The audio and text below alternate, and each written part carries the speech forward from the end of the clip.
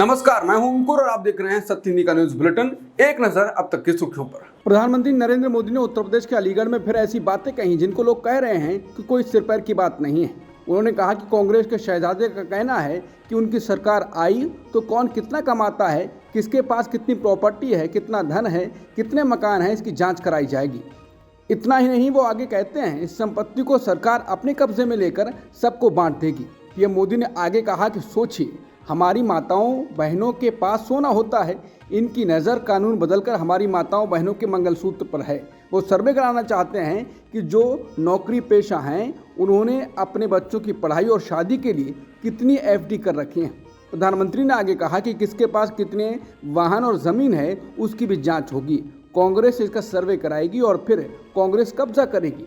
अगर आपका गाँव में पुराना पैतृक घर है, अपने बच्चों की ज़रूरत के लिए शहर में छोटा फ्लैट ले लिया तो आपका घर छीन लिया जाएगा। ये माओवादी और कम्युनिस्ट सोच है।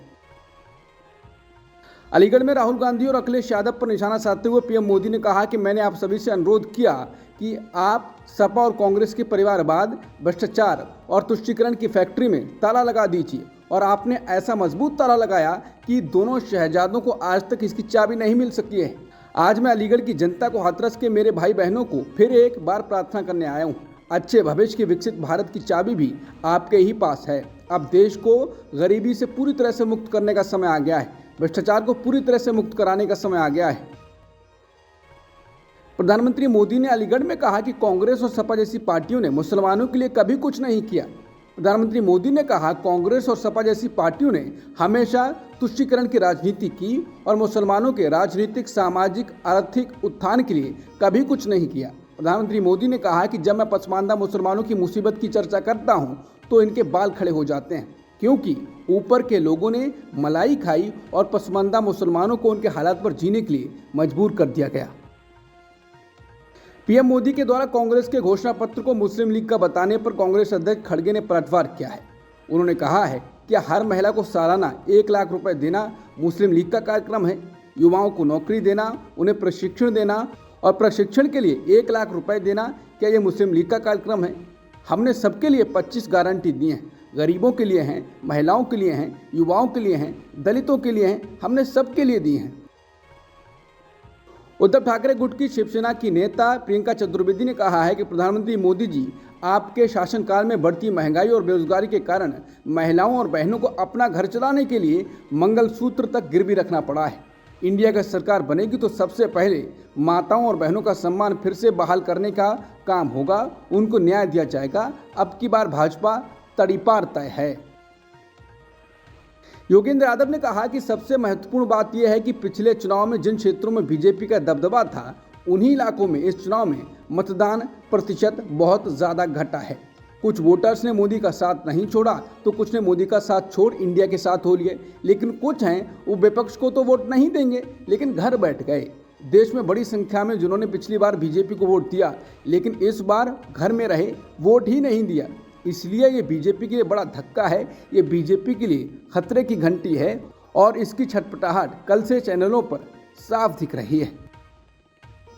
पीएम मोदी के सांप्रदायिक बयान पर बवाल मचा हुआ है। लोग ये पूछ रहे हैं कि ऐसा क्या हो रहा है कि चुनाव में जो पीएम मोदी को इस स्तर पर उतरना पड़ा है। बता दें, पीएम मोदी ने कल कहा था कि कांग्रेस ने कहा था कि देश की संपत्ति पर पहला अधिकार मुसलमानों का है। इसका मतलब ये संपत्ति इकट्ठी कर किसको बांटेंगे? जिनके ज़्यादा बच्चे हैं उनको बांटेंगे, घुसपैठियों को बांटेंगे। ये कांग्रेस का मैनिफेस्टो कह रहा है कि माताओं बहनों के सोने का हिसाब करेंगे, जानकारी लेंगे और फिर संपत्ति को बांट देंगे, और उनको बांटेंगे जिनको मनमोहन सिंह की सरकार ने कहा था कि संपत्ति पर पहला अधिकार मुसलमानों का है। ये अर्बन नक्सल की सोच, मेरी माताओं बहनों, ये आपका मंगलसूत्र भी बचने नहीं देंगे। प्रधानमंत्री के मोदी के बयान पर बवाल मच गया है। कांग्रेस ने पीएम मोदी को झूठा करार दिया है। इस पर बयान जारी कर कांग्रेस नेता पवन खेड़ा ने कहा है, वे देश को हिंदू मुसलमान के नाम पर झूठ परोसकर बांट रहे हैं। मेरी पीएम मोदी को चुनौती है कि कांग्रेस के घोषणा पत्र में कहीं भी हिंदू मुसलमान शब्द लिखा हो तो दिखा दें। ये चुनौती स्वीकार करें या झूठ बोलना बंद कर दें। इसके साथ ही कांग्रेस पार्टी ने एक फैक्ट चेक को भी ट्वीट किया है, जिसमें साफ किया गया है कि मनमोहन सिंह ने कभी भी नहीं कहा था कि देश के संसाधनों पर पहला अधिकार मुसलमानों का है। पीएम मोदी के बयान पर वरिष्ठ वकील प्रशांत भूषण ने कहा है कि जब चुनाव हाथ से निकलता हुआ दिखाई दे रहा हो तो चिल्ला चिल्लाकर हिंदू मुस्लिम करना है, चुनाव आयोग तो सोता रहेगा। विनोद कापड़ी ने कहा है कि जब 400 पार हो ही रहा है तो इस स्तर तक जाने की क्या मजबूरी है नरेंद्र मोदी, कम से कम प्रधानमंत्री पद का लिहाज कर लो। सतीश आचार्य ने कहा है कि पीएम सर, इस देश ने आपको 2 बार पूर्ण सत्ता दी, इतना प्यार सम्मान और लोकप्रियता दी, ऐसी बातें करने की आपकी क्या मजबूरी है? आप अपने भाषणों में एक समुदाय के प्रति नफरत फैलाने में कितने लाचार हैं सर। एक नेता के रूप में आपकी असुरक्षा क्या है? कृपया प्यार फैलाएं, समुदायों को एक साथ लाएं, इतिहास आपको याद रखेगा। राणा अयूब ने कहा है कि यह प्रधानमंत्री मोदी का सबसे खतरनाक भाषण है, भारत के मुसलमानों पर सीधा हमला है। ये वो शख्स हैं जो अंतर्राष्ट्रीय मंचों पर लोकतंत्र की खूबियों के बारे में बात करते हैं। भारत का सर्वोच्च न्यायालय, चुनाव आयोग चुप रहेगा। पीएम मोदी के सांप्रदायिक बयान के बाद लोग चुनाव आयोग से शिकायत कर रहे हैं। ट्विटर पर इलेक्शन कमीशन ट्रेंड भी कर रहा है। लोगों का कहना है कि उन्होंने शिकायत करके अपनी ड्यूटी निभाई है। वहीं कपिल सिब्बल ने भारत के चुनाव आयोग से प्रधानमंत्री मोदी के खिलाफ तत्काल कार्रवाई का आह्वान किया है। सिब्बल ने कहा कि चुनाव आयोग को पीएम मोदी की टिप्पणी की निंदा करनी चाहिए और उन्हें नोटिस जारी करना चाहिए। कपिल सिब्बल ने कहा कि आप भाषण दे रहे हैं कि कांग्रेस महिलाओं की संपत्ति घुसपैठियों और आतंकवादियों को दे देगी। क्या इस देश के 20 करोड़ लोगों का कोई महत्व नहीं है? क्या उनकी कोई आकांक्षा नहीं है? सिब्बल ने कहा कि अब तक चुनाव आयोग ने कार्रवाई क्यों नहीं की है।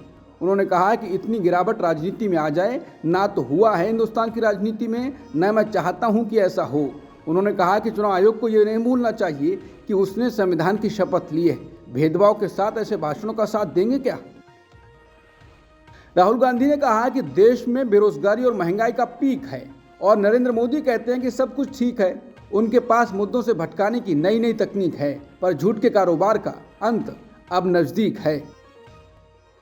एआईएमआईएम प्रमुख असदुद्दीन ओवैसी ने पीएम मोदी की रविवार को मुसलमानों पर की गई टिप्पणी पर प्रतिक्रिया दी। ओवैसी का कहना है कि पीएम मोदी की बस एक ही गारंटी है और वो ये है कि भारत के मुसलमानों को गालियां दो और वोट बटोरो। उन्होंने एक्स पर लिखा कि आज मुसलमानों को घुसपैठिया बुलाया गया और कहा कि उनके ज़्यादा बच्चे होते हैं। 2002 से लेकर अब तक मोदी की बस एक ही गारंटी रही है, भारत के मुसलमानों को गालियां दो और वोट बटोरो।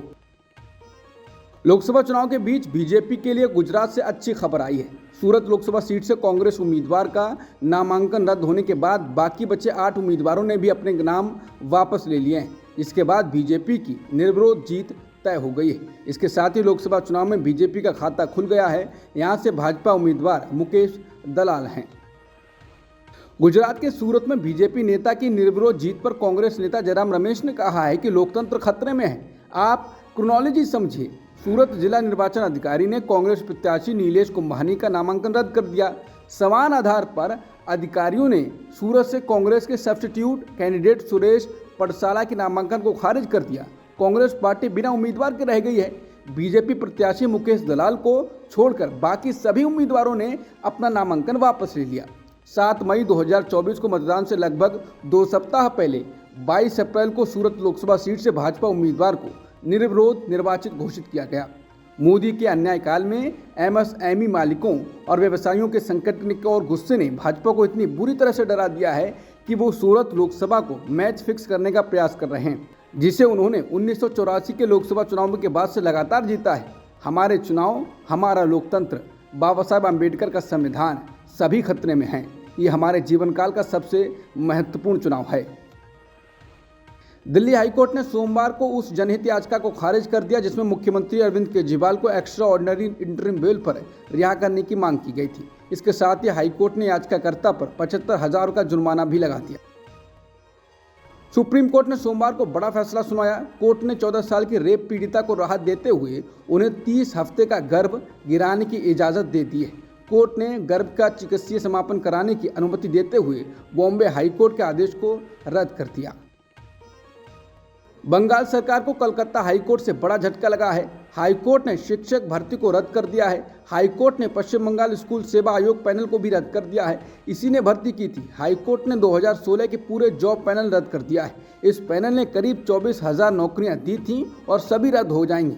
जॉब के लिए गठित पैनल पर 5 से 15 लाख रुपए तक का घूस लेने का आरोप है। बता दें कि इस मामले में कई गिरफ्तारियां भी हो चुके हैं। इस मामले में तत्कालीन शिक्षा मंत्री रहे पार्थ चैटर्जी को भी गिरफ्तार किया जा चुका है। मालदीव के राष्ट्रपति मोहम्मद मुइज़्ज़ू की पीपुल्स नेशनल पार्टी यानी पीएनसी पार्टी ने संसद में बहुमत हासिल कर लिया है। समाचार एजेंसी पीटीआई और एएफपी के मुताबिक मुइज़्ज़ू की पार्टी 93 में से 60 से ज़्यादा सीटें जीतने में कामयाब रही है। बता दें, मुइज़्ज़ू वही शख्स हैं जो सत्ता में आने से पहले से ही भारत के खिलाफ जहर उगलते रहे थे और सत्ता में आने के बाद भारत से रिश्ते खराब करते जा रहे हैं। उन्होंने मालदीव से भारतीय सैनिकों को वापस भेज दिया है और वो भारत के साथ समझौतों को खत्म कर रहे हैं। वो चीन की यात्रा के बाद से भारत के खिलाफ और भी आक्रामक नजर आ रहे हैं। अमेरिका के हाउस ऑफ रिप्रेजेंटेटिव्स में यूक्रेन की मदद के लिए 61 अरब डॉलर का राहत पैकेज पास होने पर यूक्रेन के राष्ट्रपति वोलोदिमीर ज़ेलेंस्की ने प्रतिक्रिया दी है। ज़ेलेंस्की ने इस मदद के लिए अमेरिका का शुक्रिया अदा किया है। ज़ेलेंस्की ने कहा है कि वो अब हजारों जिंदगियां बचाने में कामयाब हो पाएंगे। इजरायल के प्रधानमंत्री बेंजामिन नेतन्याहू ने देश की सेना पर किसी तरह के प्रतिबंध को अस्वीकार करने की बात कही है। नेतन्याहू ने ये बात ऐसे वक्त में कही है जब ऐसी खबर सामने आ रही है कि अमेरिका इजरायली सेना की एक यूनिट की मदद में कटौती कर सकता है। नेतन्याहू ने रविवार को कहा, मैं इसके खिलाफ अपनी पूरी ताकत के साथ लड़ूंगा। अब तक की सुर्खियों में इतना ही। बाकी खबरों के लिए बने रहिए सत्यहिंदी.com के साथ।